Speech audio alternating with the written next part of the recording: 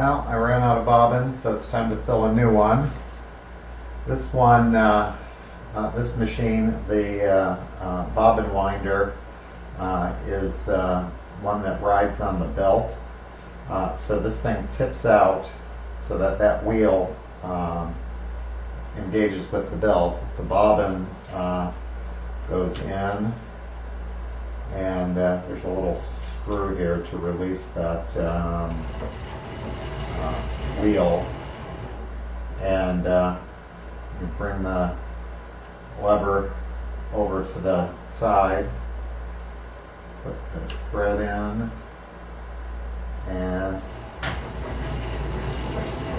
treadle away, and that fills it up.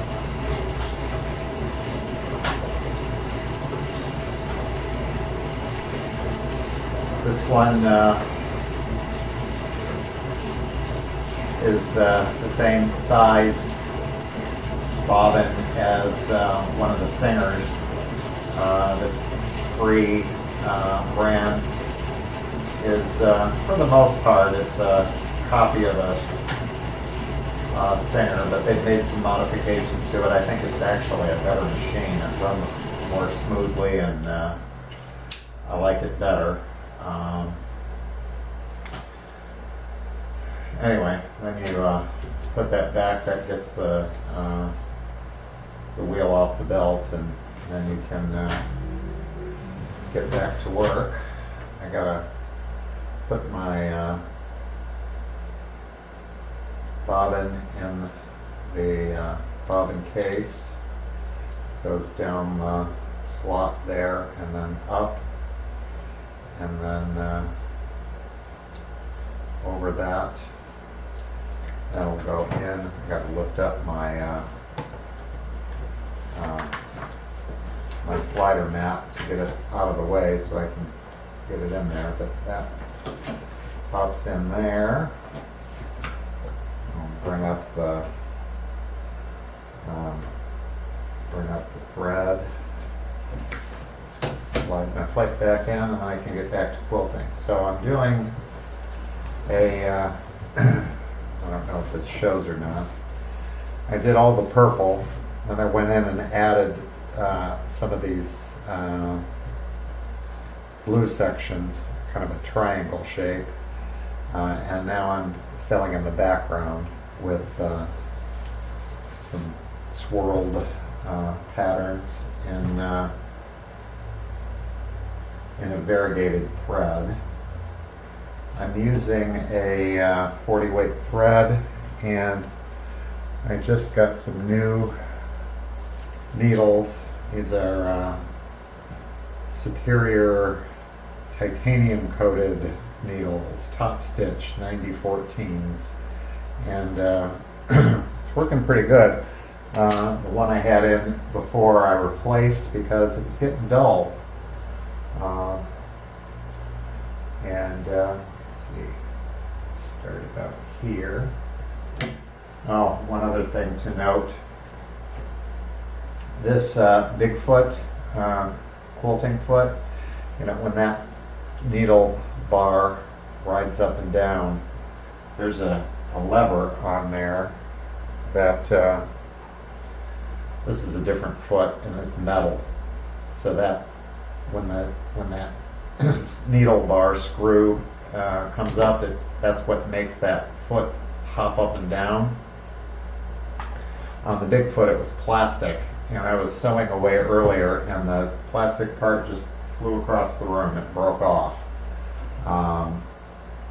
It did get used to make a couple of quilts prior to breaking, but it broke. So plastic, maybe not the best thing in the world for durability. Now, I'm still able to use it because there's still enough give in that to make it move, but it's certainly not ideal. But there's enough spring in that it's working so far. I may switch out to that other one that I was just showing you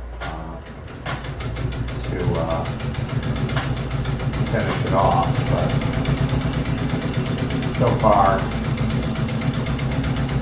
it's working okay. And so this is a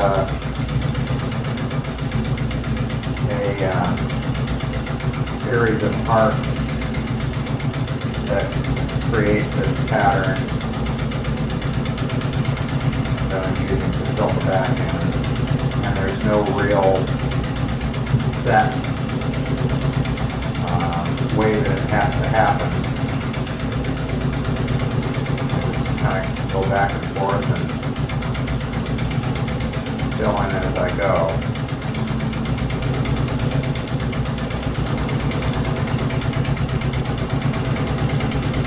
Trying to watch my stitches as I do this to see that my speed is right and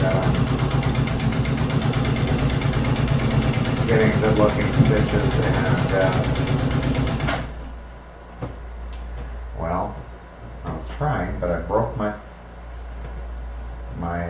bobbin thread broke, so that probably means that I have a tangle underneath. So let me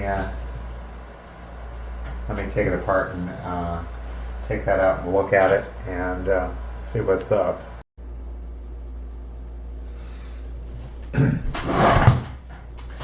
switched or fixed the tangle that I had that broke my bobbin, and it turns out that it was time to do a little cleaning too, so I dusted a bunch of lint out of there and cleaned it up. While I was at it, I decided to change out this foot, which broke.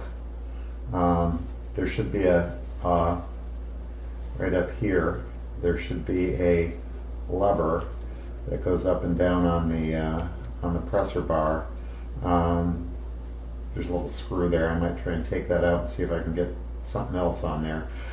Anyway, it was still working, but I decided as long as I was at it, I'd put in a different foot and see how that works. And I've got a metal open toe foot on here now, and it's actually working fine, and I can see better.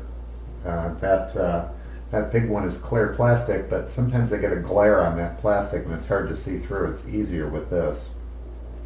This one's a little different in size, so I ended up having to put more to tighten up my top pressure with that screw. That's making it work a little better. And this is also one that I have bent the bar on. That bar that rides up and down on the needle that makes the foot hop. I have it bent so it doesn't hop at all.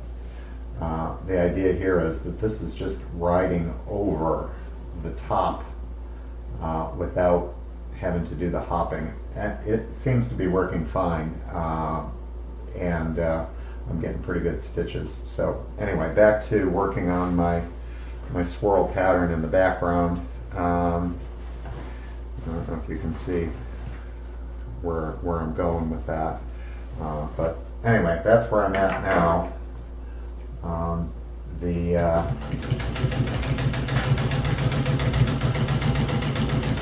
filling in of the background, and it's nothing fancy. The secret here, I think, is to keep track of where you're going and don't build yourself into a corner where you can't work out. It's being you don't want to fill up an area and have a sort of, what can happen is you can start working around and making these arcs, and then when you look back you realize that you had a section that you never quilted, and then it's harder to get back in there without having to make a new start and stop and tie your threads and everything. So if you sort of work in a sort of a reasonable back and forth and fill in sort of solid as you go, you'll have an easier time getting it all to fill in.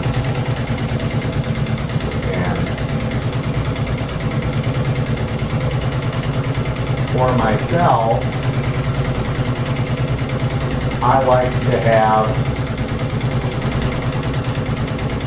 sort of a variety in the direction that these little shapes are going, and I think it makes it more interesting than if they were all perfectly uniformly going the same way. So as I'm making them, I sort of am keeping that idea in mind to give them a little variety.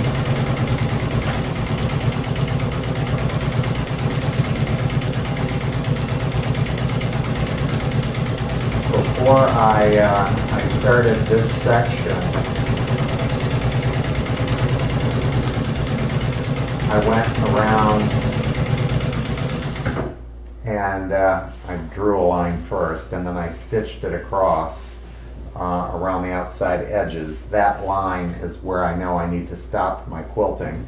This remaining fabric on the top is actually going to end up getting folded under to the back so that it's one solid piece on the front, and this will become the binding on the quilt, so it'll be all one. But you might be interested to see that the back looks pretty cool too. So what I'm probably going to end up doing here is making or looking at this quilt as sort of a reversible quilt, so that I won't put a hanging sleeve on the back that will cover up some of the quilt. What I'll probably do is put some tabs on there, some loops, so that a rod can go through and it can hang that way. That way I can put it either front or back, and it'll look good on either side. My initial design was made to highlight this, the design in the fabric on the front, this really neat hand-dyed fabric. But the back looks pretty cool too, so I think I'll probably leave it so that you can use either side as the front. In the right light, the quilting that I have here really shows up nice. In dimmer light, it's kind of harder to see, so easier in that case on the back.